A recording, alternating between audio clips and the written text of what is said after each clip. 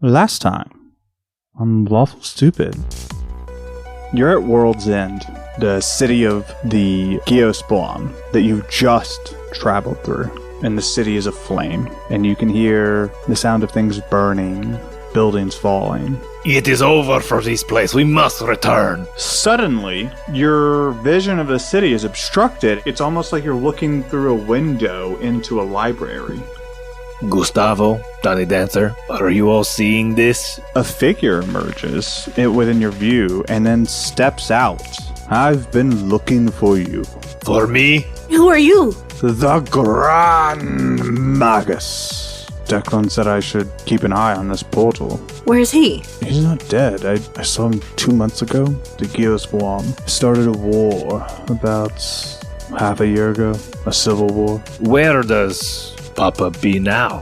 Agos? There's only a few times a day I can use my tower's magic to actually go places. Okay, so we just have to wait a day and then we can get back? Yeah. Time to fix our mess, I guess. Well, let's decide it then. Tomorrow, we'll try y'all's Yonkaru plan. Until then, get comfortable.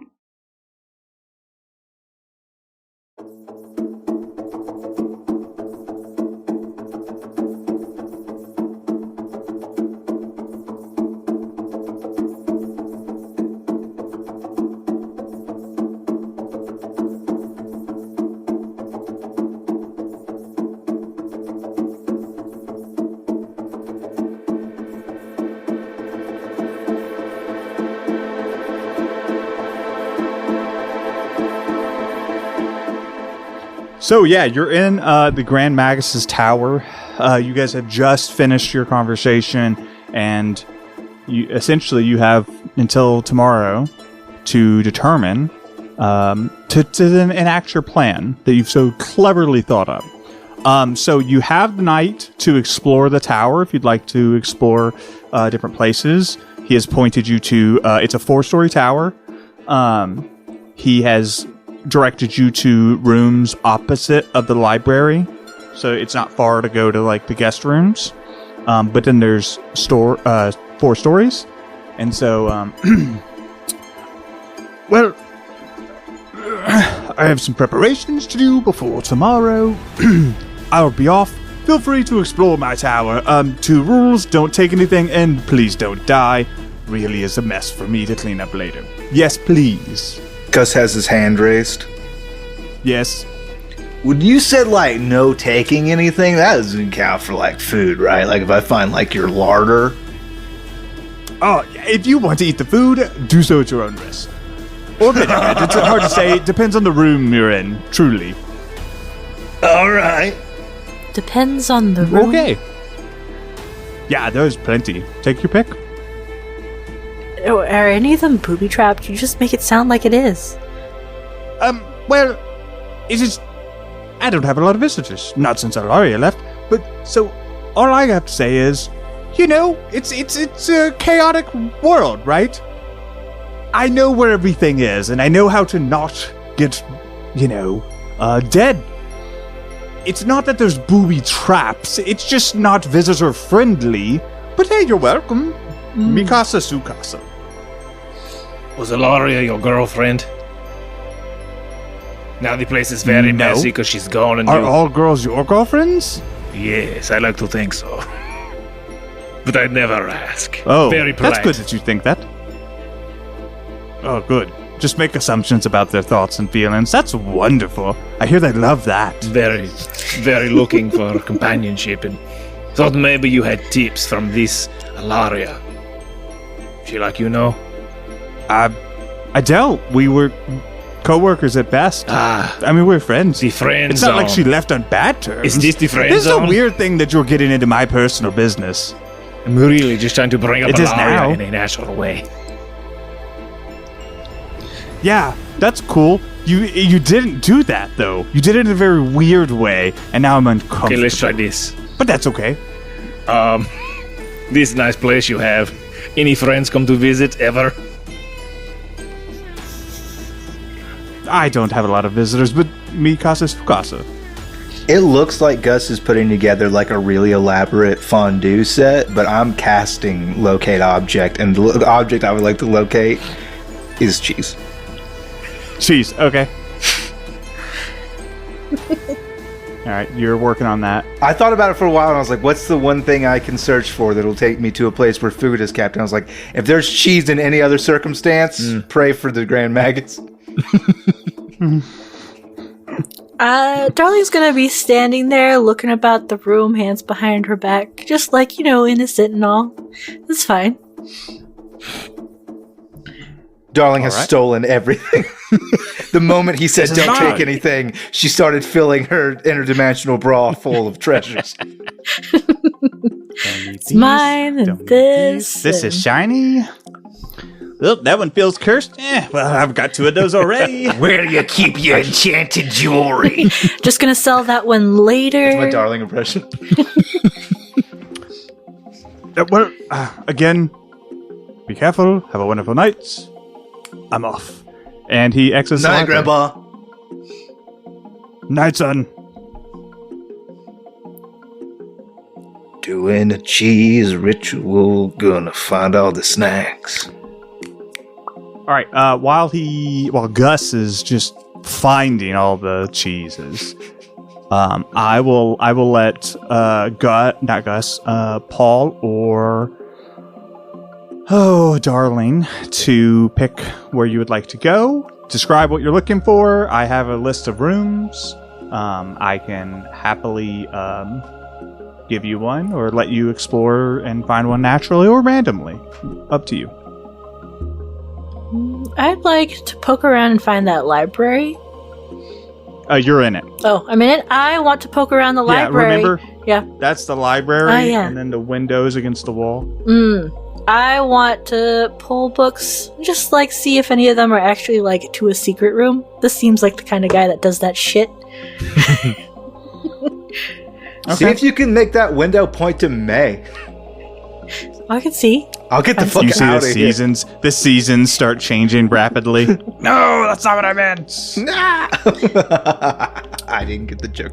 Yeah, you're looking through these books, and do me a favor. Roll me a d20. Just flat? Just flat. Yeah, sure. And 18. With an 18, you find you pull a book out, and it's called the Elemental Codex, and it's a comprehensive reference work that details nature, its properties, interactions, and the 4 fundamental elements for those who imbibe for the nature, the like more natural elemental magic, and it talks about like the summoning and control of elemental forces. This is a very nerdy book. Yeah. She'll flip through it just to see if she can glean anything that might help with the face it's a stuff. Very fucking magical book. Yeah. It looks rare. Yeah, no, she's gonna flip through it. She's got some face shit to take care of. It's elements, Sure. but like it's kind of next door neighbor. At least in her mind. Do you want to review that one or try to find something a little bit more what you're looking for? I'll let you try again. Unless you just want to spend the whole time looking for something about the Fae, I'm sure you would have an opportunity to find one, but it would take you a bit to get through the books. She will balance this one on her head and look for a Fae book specifically. Okay, do me a favor and roll a history check for me, please. Yeah, sure. 4. Excellent. You're going to be there a while. Paul Barrow, where would you like to go? Yeah, were there any snacks in this room, like on the table? They're just crackers when we got in? Like, is there any food laying around? No. Then I was going to grab that up and has that much, but... No, the only thing that you see that's like drink related is one of those globes that's like half open, and you can tell it's actually not a globe. It's really just like a place for a decanter and glasses, and the decanter has alcohol in it. I'm going to pour a little bit of whatever's in there, and then I'm going to go down the hallway listening. I imagine there might be other people. That's what Paul Merrill thinks. There's other people here. Surely we're not the only ones. And kind of listening to these other doors that are closed, I'm assuming. Most of them are closed. Oh yeah, all the doors are closed. Do I hear anything as I 100%. come up to any of the doors? Is there something, any sounds? Let's see. You would hear. Roll a perception check. Okay. Let's see which one you hear, Gotcha. if any. Perception. Got a 20. Crit. Okay, I will let with a 20. I will let you pick where you go based on the sounds I'll describe. And you can try to go to multiple Okay. rooms if there's time. So you hear the bubbling of liquids, the popping of the air itself, and like the clanking of glasses and coming from one room. Another room, you hear like a low guttural like growl and a little and some noises like that. And then you I won't say you hear, I will say you like smell the outdoors from another one. So you can pick a room. I'm gonna. I think maybe I hear the sounds, but as I get closer to the one that I can sort of smell, that draws me in a little more. And I'm going to knock. Hello. Knock, knock, knock. You hear nothing in return. Then I'll grab the handle, slowly turn, and like peek in. Like, is anyone in there? Everyone dressed. I'm coming in. Yeah, so when you open the door and you peek in, it grows. It reveals like an expansive area, and you can see that this is a botanical garden of sorts, with exotic plants and flowers overflowing, and there's like a pathway and some hedges, and like, you ever seen those grass statues where it's like a statue made out of a bush? There's some of those with like different heroes and different like monster figurines. It's definitely very curated and very ornate. And then of course you see like where the wilder parts of the garden are, and you can kind of see that big arch and opening from where you stand. Okay. I'm gonna walk in, and can I tell what this? There's a bunch of the different like statues around. I know you say statues, like shrubbery like things. Yeah, there's shrubbery art or whatever. Yeah, there's several. What? And sorry, what was your What question? are they? I guess. What is there like a theme to them? Yeah. No, absolutely. So some of them you don't recognize, from just, you don't like recognize the people they are, because they're like, some are wizards, some are like knights, some are other like creatures and things. There's one of a dragon, like a small dragonling. But you continue to walk down, and you are able to determine that there's statues of, or these grass statues, or whatever you would call it, you can tell that one looks like Kristoff, one looks like Findle, and it basically has all the Guardians, essentially. But you do notice, as you're like going through, there are no signs of the gods in any way, shape, or form. But there's over a dozen statues. Grass statues, whatever you call them. Man, I really want to know. There's got to be a better way to say this. I know it's I'm looking it up now. What are shrub? Hedge art is my best guess. Topiary. Topiary. Yeah. Topiary. Is what the first.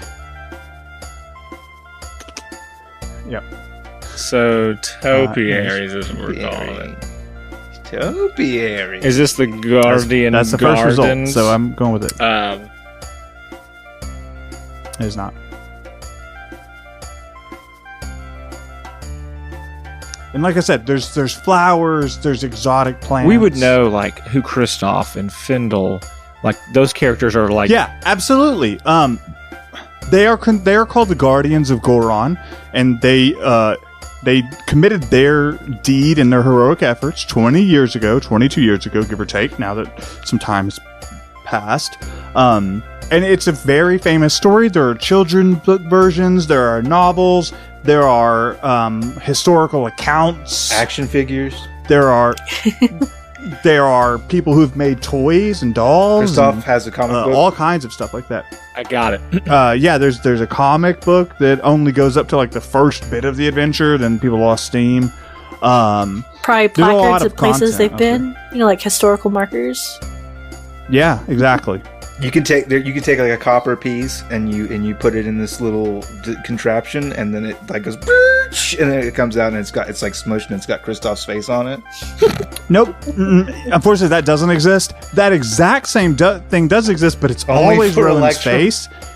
It's only for Rowan, and no matter like it shows every other Guardian, but no matter which one, you can never get anybody but Rowan, and it always winks at you. I love it. He's.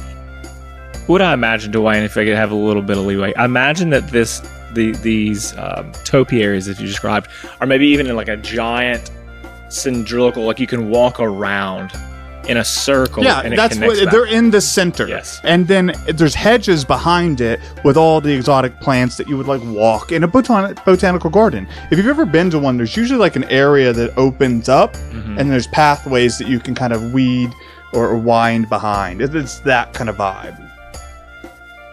I think he gets to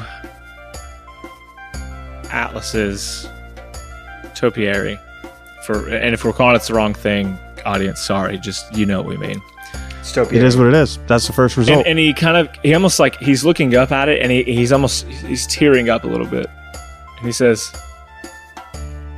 "Father, are you here?" Almost expecting an answer.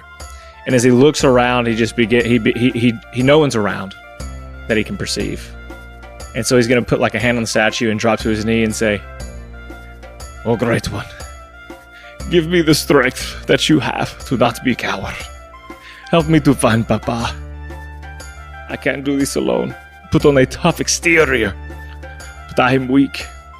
And I need your strength for my brother, for my sister, for me. Help me to be the great guardian you are." Roll a religion check for me.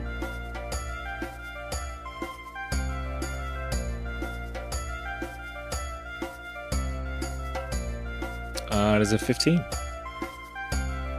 Paul Barrow, you've knelt at a avatar of Bellamere, and you've called in earnest and in vulnerability out for help and assistance. And you are met with silence.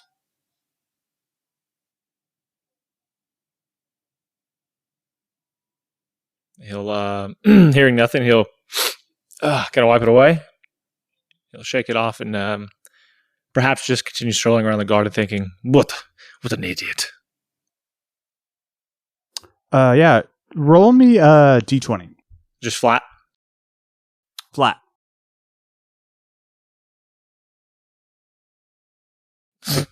Can't do it. It's a 1. It's a 1? Yeah. Excellent. You roll up. Oh yeah. Okay. Good. You're walking around this garden, this botanical garden of sorts, this magical, mysterious place of wonder, and it's starting to get darker as you're like following through, but you're seeing all these beautiful plants and some vines and some like weird looking plants that look aggressive, but you got plenty of room. And so when you're walking, if it finally gets really dark and you can see in the pathway, there's suddenly like no plants for a bit. It's like just grass. And then there's this circular area that's almost lit by the moon.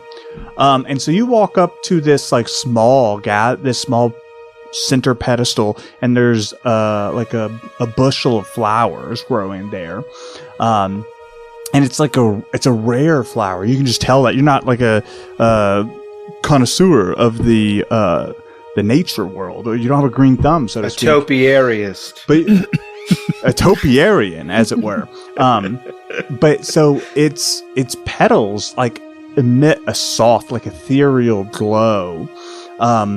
It's almost like this silver white color, even yellowish as you're trying to look. But as you kind of look up, there's an artificial or what appears to be magical moonlight shining down upon it. As you approach, you see there's a plaque that says what it is, and it's called the Stardust Blossom. And it just gives a quick little description of, these being known for their potent healing properties, and when brewed into teas or other potions, it accelerates the body's healing process, and has it even been known to rejuvenate limbs? I will. And there's just one. There's like one of these. It's like a bushel of them, right? Like you've ever seen a flower, like a bushel of flowers. There's several of them, but you can tell that this flower bed is just dedicated to these. There's not a ton, right? You can't just like get like a bunch, but there's not just the one. I'm gonna take like 3 or 4 of them. It's not a lot. Like they were gonna go back, hopefully, and I will take 3 or 4 of those and put them in a pouch. Do me a favor and roll a nature check for me, please.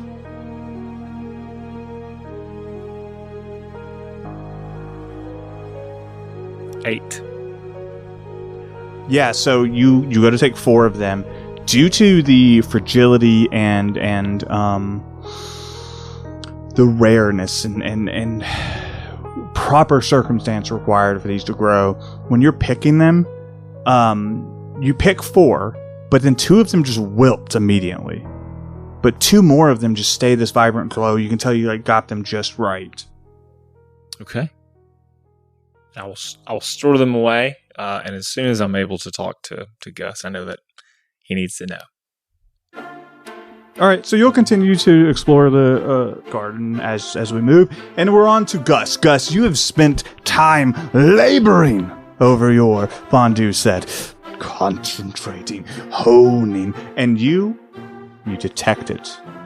You can feel it in the middle of the tower, and so you're able to follow the line down, and you find yourself into what can only be described as the Grand Magus's enchanted kitchen. Entering the Grand Magus's kitchen is like stepping into a realm where culinary arts intertwine with magical craftsmanship. The room is spacious, well lit, and has high ceilings. There's a subtle aroma of exotic herbs, spices, meats that all just... It's a lot to take in. But for someone of your skill and caliber, it is the next thing to paradise. Where would you like to begin?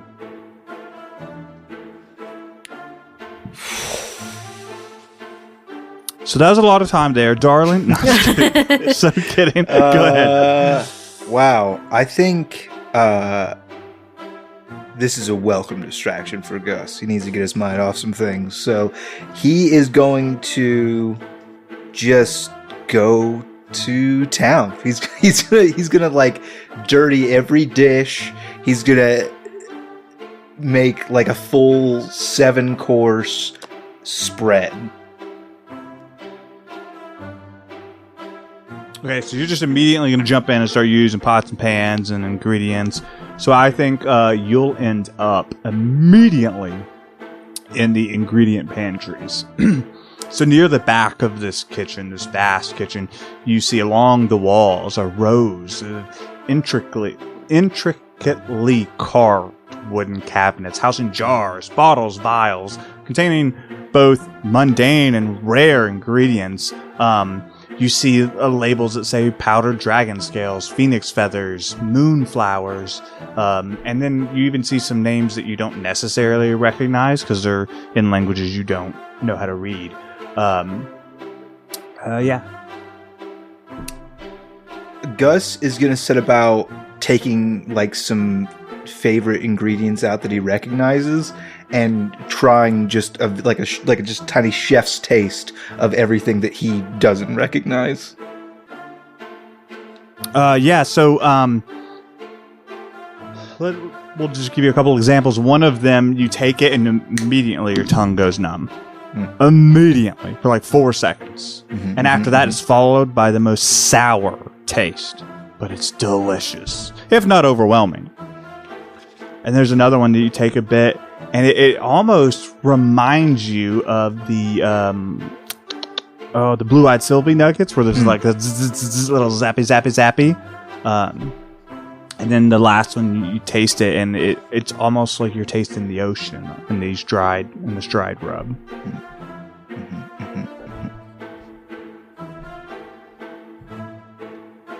And so, what do you want to cook? I mean, there's a lot of options here. Yeah. So, what are you looking for? I'm gonna take that sour stuff that I found, and I'm gonna like make up like a frothy like cream like punch, to serve as kind of like a beverage. I'm really interested in this like ocean like dry rub. I wonder if I could do. Like get some shellfish, maybe some lobster, and do like a kind of a rub on that, and then do up like some skewers. Okay. So here's what I would like you to do, Gus. Okay. There is a meal you would like to prepare. Yes. I would like you to figure out the meal you would like to prepare. I'm going to go to the other players, and when we come back, you're going to tell me the meal you'd like to prepare and the vibe, and then I'm going to give you whatever that result looks like from a fantastical perspective. Darling, you have been searching this library, and it's been a minute. Like, you feel like you're like, God, how many books does he have? And none of them are about anything that I care about. And then you find a book that can only be described. As soon as you see it, it makes sense, right? The spine. I don't know why I'm snapping a lot tonight. The spine. You got some attitude. Is full of color. It almost shimmers when you see it. When you touch it, you feel it go through your whole body. It just feels familiar. And when you pull it down, the title reads "Whispers of the Enchanted Realm." Oh, sorry, the Enchanted Grove. A journey into the wilds. And you read the back of the book, because this is the back of the book. It's got a short little description.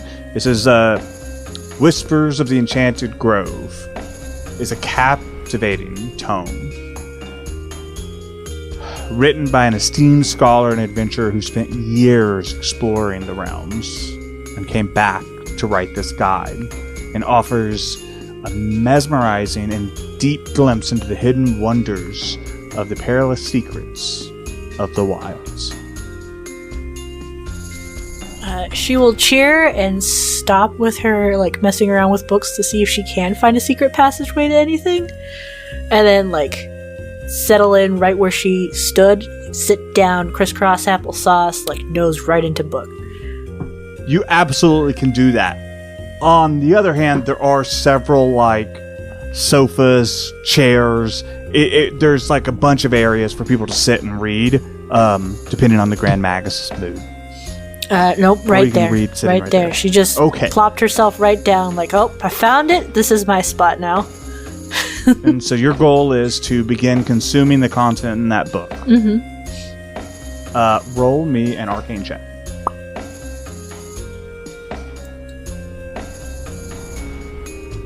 15. Excellent.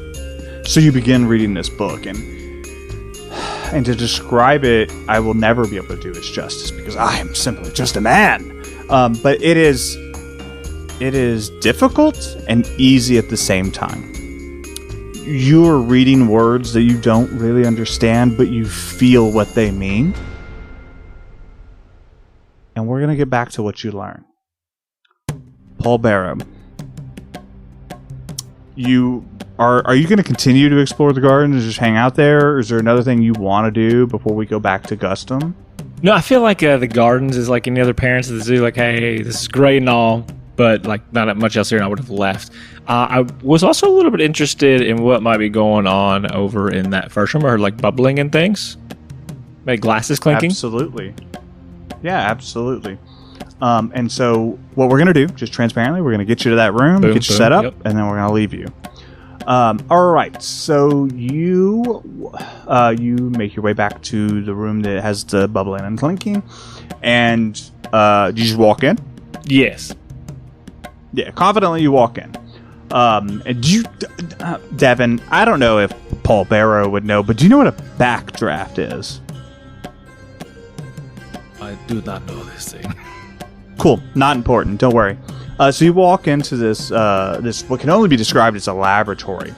So the room is filled with bubbling cauldrons, shelves lined with vials and jars. Some look really odd. Some look like liquids and ingredients. Some are obviously monster parts. The air is thick with the scent of potions and it's kind of cool. My lights just went off. Whatever.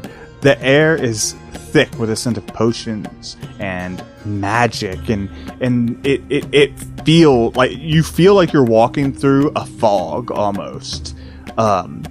And there's like arcane symbols on the walls and on the tables, and you can see there's books scattered around, and you found yourself in an alchemical laboratory. But we're gonna go back to Gus. So Gus, Yo. what meal have you decided on? All right, so it is a full 7-course spread. We're starting out obviously with our soulful soup du jour. That's going to be a very wonderful soup. It makes it feel like your mom's hugging you when you eat it, and if you look at it, you see a reflection of yourself, but exactly how you want to look. I've taken some of that sour stuff. I did make a milk punch, a sour punch with some straws. There's crab cakes is what I decided to use that ocean rub on. So I'm making those zesty, super flavorful ocean cakes with all that natural salt in there. I found a wheel of cheese with it kind of has like a spiral through it, and that's like a super like almost buttery herbaceous layer of flavor. And I was like, oh man, I'm gonna take that. I'm gonna make that some nachos. I took every pepper that I could find, I quick pickled them, and I made sliders. So they're very spicy and very delicious. The largest whole animal I can find, I would like to roast on a spit. It's the first, just the largest one. Yeah, the biggest whole animal is what I've written in my notes. The largest whole animal that will fit on a spit. I mean, depends on how big your spit is. I will say that you will go that one person could easily handle, and it's like a big ass hog looking monster, but you're not familiar with what it is. Excellent. But it's a good 40 pounds. Yeah, for sure. It's a lot of meat. And then the last thing is something that I've been working on for a long time. I call it endless pudding, and I don't have the recipe quite worked out yet, but it's supposed to be just like the tiniest little dollop of like a sweet, creamy treat. But as soon as it touches your tongue, it kind of does like this expansion process, and it's just like it goes for a while. You're having this sweet, refreshing, creamy, sweet treat for as long as you got the gumption to have it. But that's 7 courses. Sounds wonderful. And let me ask you this. From your perspective, as Gus, being in this kitchen, would you say that those are recipes Gus knew, or he just kind of threw together on the fly because he had access to all these things? It's a combination. It's going on some tried and true recipes that he knows are always crowd pleasers, and then also trying to innovate with these new ingredients that he doesn't usually have access to.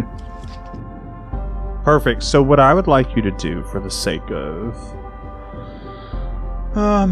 maybe understanding, maybe whimsy, roll me a wisdom saving throw. You got a boss.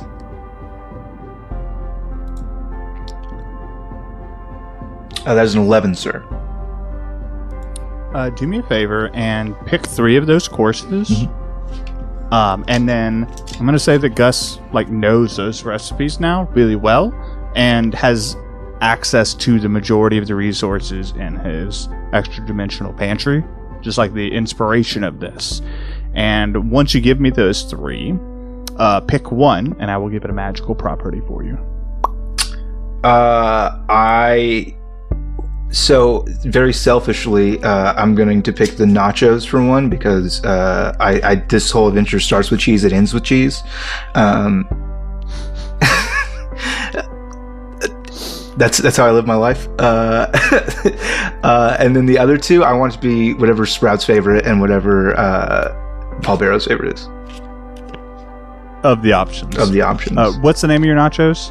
I guess I haven't named them. You think about that. Yeah. Avon, what was your favorite out of the 7? I don't know. They all sounded kind of fun. Which one has the most meat? Oh, that would be the hog. Let's do that's it. Probably the lightest one. I would like to call mine the beef Hoganoff. You could go for the soup, which makes it feel like your mom's hugging you, and makes you look really pretty when you look at your reflection in it. Or you could go for the sour punch. You could go for that. Those are I'm gonna go with the soup, but we also don't know what a mom hug feels like, so this is gonna be weird. Notoriously. And Darlin already thinks she's super pretty, so how do you top that? Well, let me tell you this. First of all, your reflection's just you with more tails. Second of all, it feels exactly like how you imagined it would. Fucking knows. You know what? It's exactly it's how gonna you feel dreamed. like the hugs that her brothers actually give her. That's how it appears. Perfect. And the name of the nachos, sir? Sorry, I was riffing on other stuff, so I wasn't paying attention to the one job that I had. They're going to be called, Gus's Little Secret.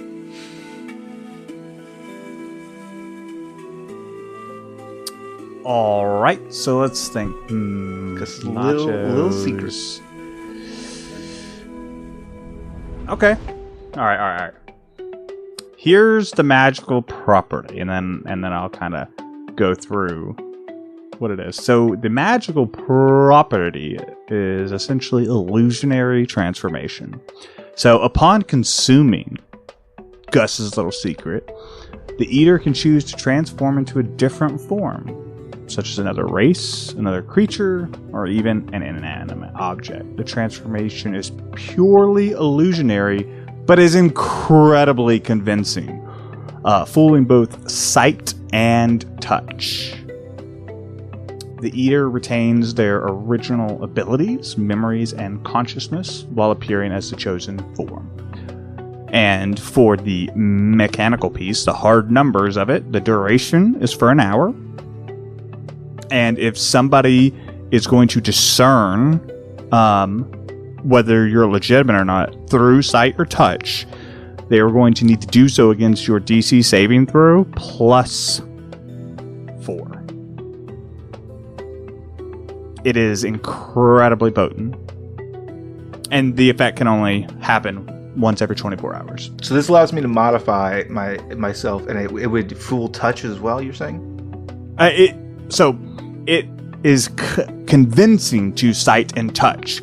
But if somebody, literally is, investigating you, right? Like, if an NPC or another player is, literally being taking a hard look, then they're going to have to do a wisdom saving throw against your spell save plus 4 to see if they can determine that you're false.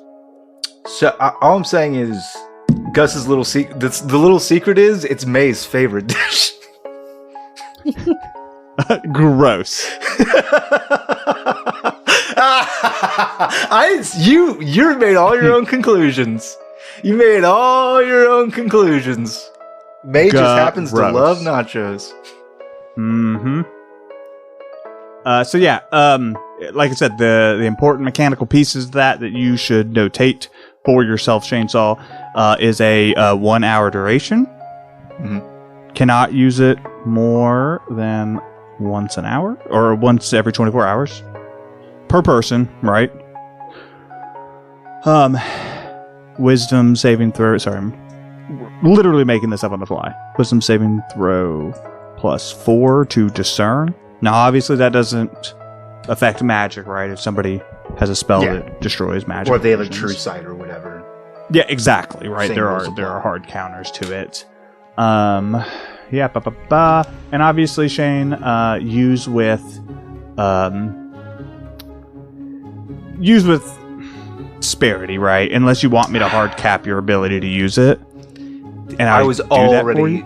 thinking of the worst exploits possible. So yes, now that you've asked me to be cool about it, I'll make a note that says be cool about it. I'm just saying, I can give you a hard cap on your amount of use, but I feel like that restricts your class. I was already And the planning game. on disguising myself as Gus, but on fire, being very Okay. convincing to everyone around me that I'm on fire and I will burn them if I hug them. Perfect. Love it. And they'll be like, "What's the DC? It's a 22. Think I'm on fire." Perfect. Oh, you could feed people that and make them think they are on fire. You should show them a mirror. Ah, what you do to me? I could serve cold food, and I could be like, "It's well, that's not gonna work. Never mind. Disregard. I'm not magic. I can't warp reality to my whims. I can't make other things other things." Anyway, I've written "be cool" and I have it underlined, so I will. Yep. Perfect. All right, darling, we're gonna come back to you, and give you just a little bit of taste. Yes, please. Let's see. Do me a favor. Roll a d10, please.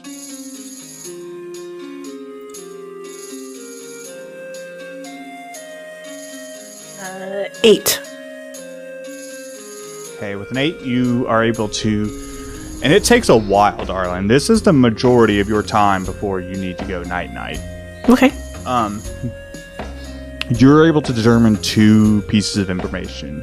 One, you read through the introduction to the wilds. It talks about... It really unveils... I hate this. Unveils the veil between the material plane and the wilds. And the chapter really explores like the nature that's found within it, like the randomness and the bright colors, and it's very like exciting, right? And it also mentions what this author perceives to be the origin, which is like where she surmises that it could have been like a result of the arcane torrent and the gods and some clash, but it's all that reads very like speculative, right? Mm-hmm. Does not sound like it's from a person who's reading, like giving a guide. And then it does mention one thing that you didn't really know until now, or didn't really have a hard, concrete understanding of. The wilds is a generic term, but you have only been to the Twilight Wilds, and you learn that there are other versions. And then you will then learn. Yes, you learn. You read a chapter, or not a chapter, but a section of chapters about navigating the wilds, and it talks about how to equip yourself with the invaluable tips and tricks for traversing these unpredictable paths and plants, and it gives you some discovery techniques on how to avoid the attention of both the mischievous spirits and potentially the more nefarious ones. And you even learn some like tips for negotiating with the more cunning of these, and what to expect when traversing this temporal and very mysterious realm. Cool. I think she would happily read all of that because that's just fun and amusing, and just the interest is there. And I feel like she would sit on the floor, and then later she'd be like laying on the floor, and then eventually go gather pillows and bring it to where she was. Instead of using the couches. Yeah. And then eventually a blanket will make its way over, and then she'll probably have snacks that Gus brings over eventually, but she'll be there. So, do me a favor and just notate those 2 things that you've learned somewhere in your character sheet, and remind me later when it comes up. Excellent. So we are going to roll back around to Paul Barrow. You're in the arcane laboratory, or Grand Max's laboratory. What would you like to do?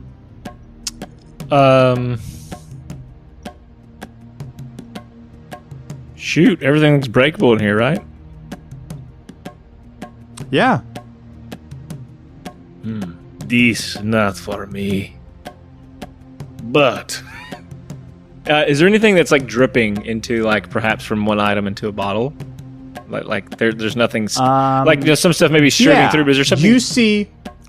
Yeah, you see an apparatus that's like a complex set of glass tubes and beakers, and there's some stuff truly that Paul Barrow just does not have the math for.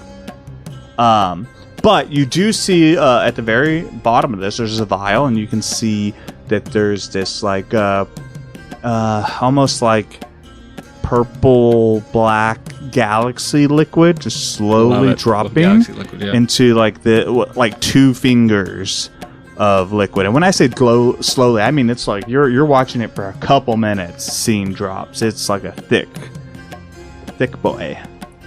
Gonna put 1 claw to the drop as it goes to drop, and then a little taste test. All right, roll new character. I just gotta figure out what we're gonna do here. I can't wait to see the new character Devin rolls. I love it. He's gonna be in a Speedo. This campaign's really maybe it's testing just his a Speedo. ability to create new characters. Maybe that's the character. Do you really want me to draw a new guy in a Speedo at this point? No, listen. Does the character wear the Speedo, or is the Speedo wear the character? Depends on the gravitas of the character. Oh. Yes! All I right. didn't roll a percentage die or anything, Dwayne. You just doing whatever. Well, you walked man, you up go to a around, very you go serious thing. It's a Sipping goo. it's a Like- pretty. You said galaxy. How do I not taste the galaxy? Yeah. Well, what do you want from me? They I wanna all know what like happens had now. random picking from giant like libraries of stuff. You went and found a very specific thing. I gave you an example, and you just tasted. Just tell me if So it was you get delicious what you first get. before anything else happened. Was it delicious? And you Oh, don't throw a it was delicious. It Worth it. tastes like sweet tarts mixed with sour airheads, and so That's what I thought Rainbow Bowl tasted like. It's the galaxy. yeah, probably. And so Paul Barrow, the world around you shifts.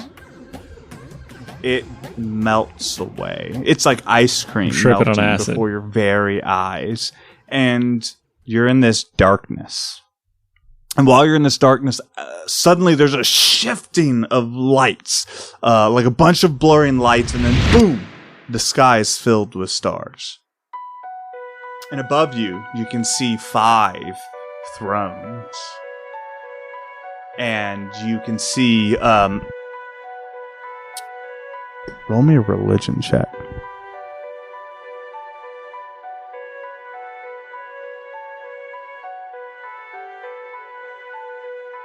It's a 12.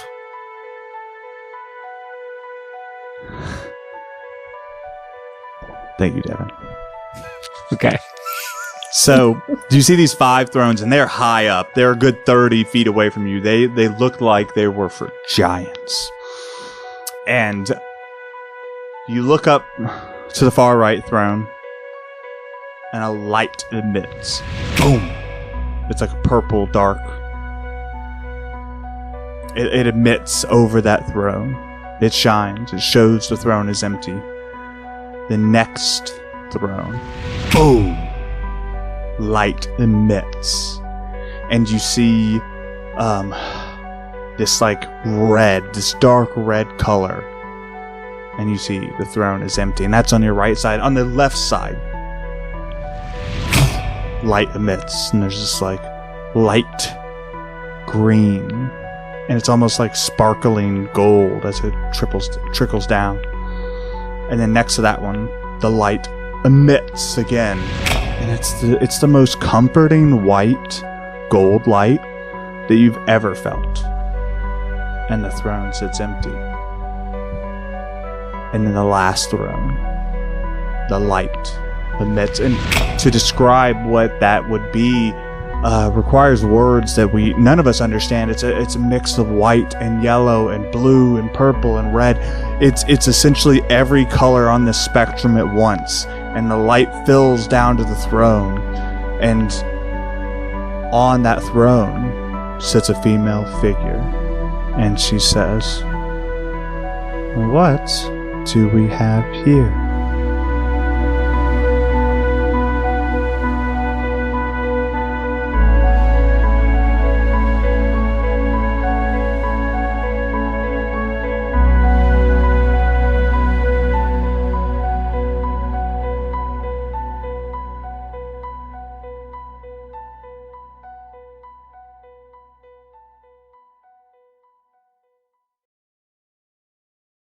And that's where we're going to end this episode. I tasted the rainbow. Yeah, you did. That's what happened. You did. Wow. Okay, let's do this in-game stuff so we can get to the next episode. Yeah. Who are we supporting this month, Shane? Charity, let's do it. Who do our dollars go to? What's the Shane? What is the? What, okay, I'm seeing here. It says the Shane Song Foundation for Shane Thanks. What is that? I'm glad you asked. It's a really important charity. It's dear to my heart. And I'm going through the chat right now to try to find one. Give me a second. It really is about helping Shane fund his addiction to microtransactions and inside of video games. It's going to a worthy cause. I mean, I guess I'll buy some Diablo 4 cosmetics. I don't really want to. I'll do it for the podcast. I'll do it for the kids. Do it for the kids. Okay, I got one. Yeah, so Shane, if you'll just give us the Roll for Humanity with that very thought through and well prepared charity that we're going to be helping. Yeah, so we are proud to be giving our dollars this month to the Cat Depot. This is a fan recommended charity. Guess what they do? They help cats get adopted and cared for. They help out the kitty cats, and kitty cats are important because they're so cute and I love them. And you can give your dollars to Cat Depot if you want to roll for animality. We have rolled an 18. Yay. Ooh, that's so good. It's 2 cat lives. I like it. I love it. That's neantastic. 18.